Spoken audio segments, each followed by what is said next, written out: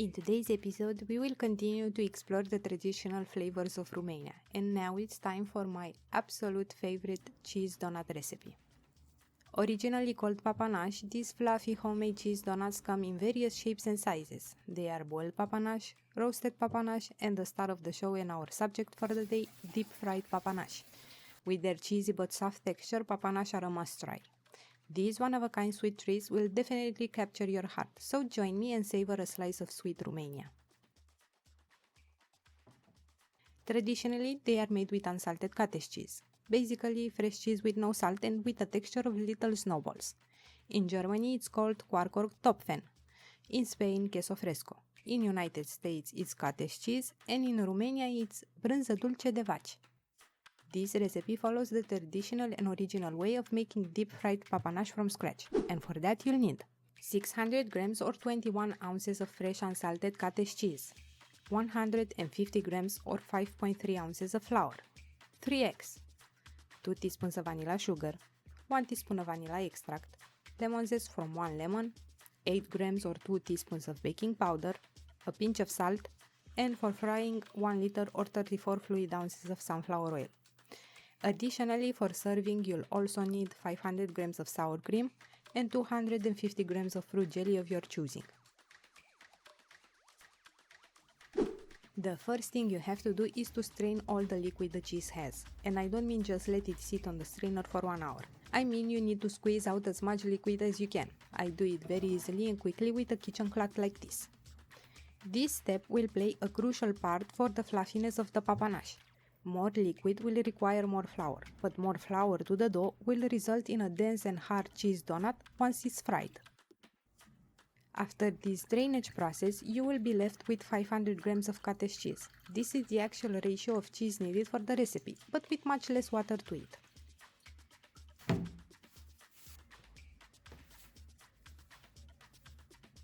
After that, add eggs, lemon zest, vanilla sugar if you are using any, 1 teaspoon of vanilla extract and a pinch of salt and mix everything very well.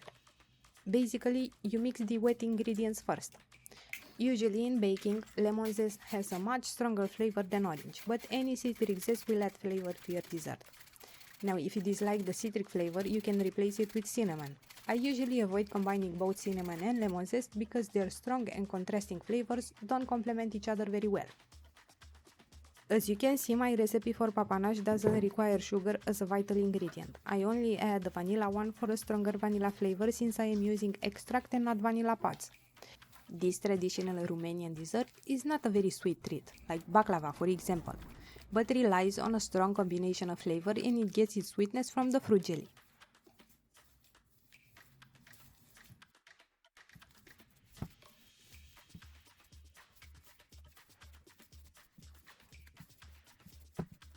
Next, add the flour and the baking powder over the cheesy mixture and blend.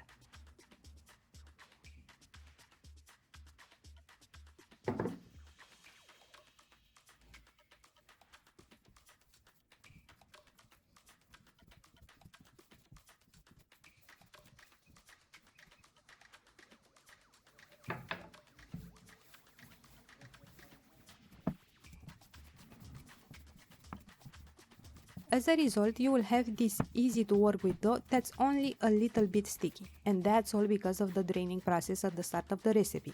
Liquid not only messes with the texture of the fried papanache, but also with the raw dough. If the dough you made is stickier than mine, because of various reasons, like flour was too humid, or the eggs were bigger than mine, or the cottage cheese simply had a lot more liquid into the overall composition, then you can add just a little bit more flour to the dough, trying to achieve a texture like mine. 1 tablespoon maybe, even 2, but that's all. It's better to have a sticky dough than a dense dough. Even if the shaping process can be a little bit more difficult, you can do it easier with some vegetable oil on your hands while shaping.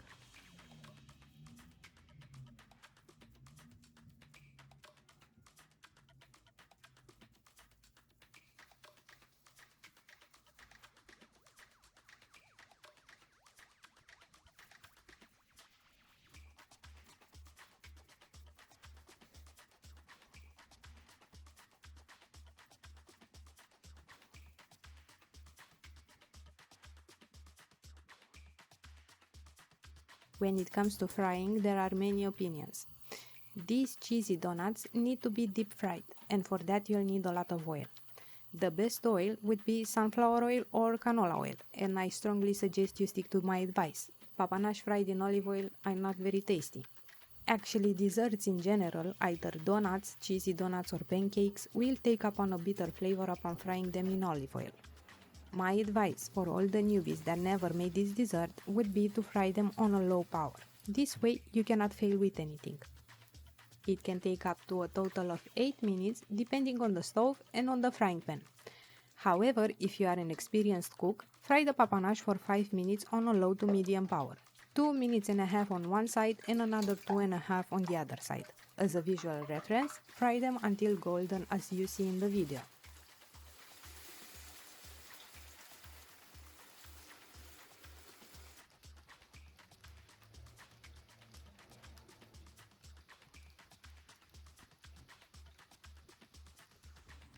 When it comes to serving cheese donuts, they are always served with a dollop of sour cream and plenty of fruit jelly. What fruit jelly? The world is your oyster. Cherry jelly would be my favorite, but since I have none left, apricot jelly will do the job wonderfully. Now, if you don't find simple sour cream too appealing, you can try serving them with whipped cream instead. But I have to tell you, you should at least try them. The rich taste of the sour cream will mix perfectly with the cheesiness from the papanash and the sweetness of the fruit jelly. That's why this dessert is so popular. On paper, it doesn't seem like too much of a wow, that sounds wonderful. But in reality, I gotta say, I never found a dessert with this specific and one-of-a-kind taste in any other cuisine worldwide. So simple and yet so delicious.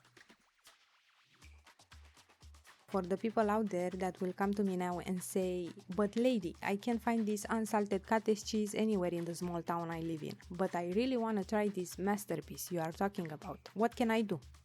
And I'm gonna be here like, say no more, I got you covered, and it's mind-blowing. 2 words, cream cheese. Yes. Even though the original and traditional papanash are made with unsalted cottage cheese, if you cannot manage to find it, you can easily make this recipe with cream cheese. And yes, the ratios will change. For this version of papanash, you're gonna need 300 grams or 10.5 ounces of cream cheese, 220 grams or 7.7 ounces of flour, 2 eggs, 10 grams or a little over 2 teaspoons of baking powder, a pinch of salt, 1 teaspoon of vanilla extract or 1 vanilla pod, and of course lemon zest from 1 lemon. The procedure remains pretty much the same. You mix the cream cheese with the eggs and the rest of the ingredients. You add the flour and the baking powder and you blend.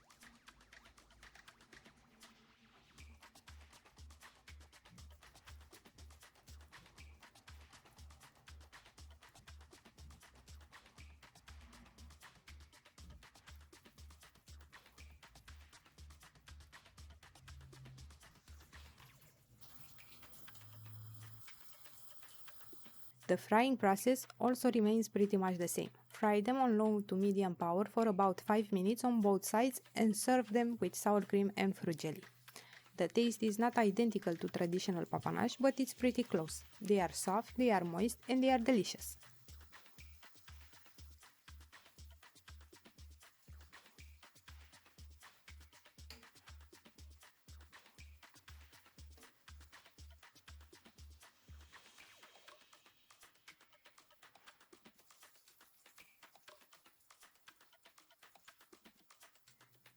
Now for the other group of people that will come and say, but lady, I can't find cream cheese or unsalted cottage cheese anywhere, but I have my heart set on these fluffy, delicious donuts. What can I do? And I'm gonna be here like, say no more, I got you covered. This time it's only one word, ricotta. Yes, again, I know it's mind-blowing. Even though there are many people that will shout out, you cannot make papanache with ricotta, I say you can make whatever you want and afford. Yes, ricotta and cottage cheese are different dairy products, each and one delicious in their own way. However, when mixed with flour and eggs, they behave somehow alike. For this version of papanache, you're gonna need 500 grams or 17.5 ounces of ricotta, 320 grams or 11 ounces of flour, 3 eggs, a pinch of salt, 1 teaspoon of vanilla extract or 1 vanilla pod, 10 grams or a little over 2 teaspoons of baking powder, and of course lemon zest from 1 lemon.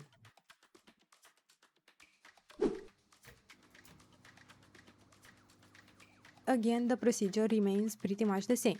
Mix the ricotta with the eggs and the rest of the ingredients. Add the flour and the baking powder and blend.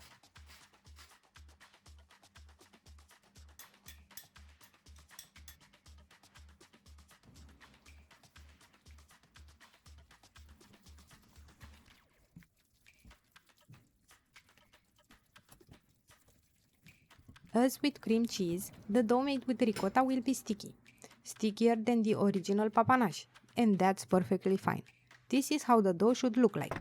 Even though it can be a little bit more difficult to work with, you can shape the papanache with a little bit of sunflower oil on your hands.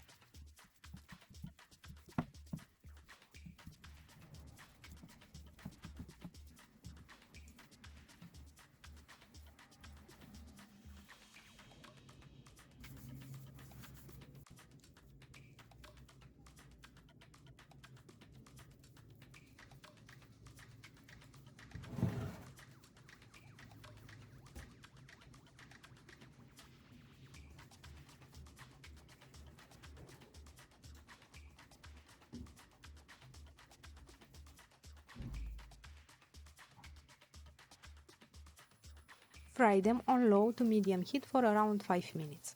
Serve them with sour cream and fruit jelly of your choosing. Like with cream cheese, papanache made with ricotta will not have the exact same taste as original and traditional papanache, but they are pretty close both in taste and texture.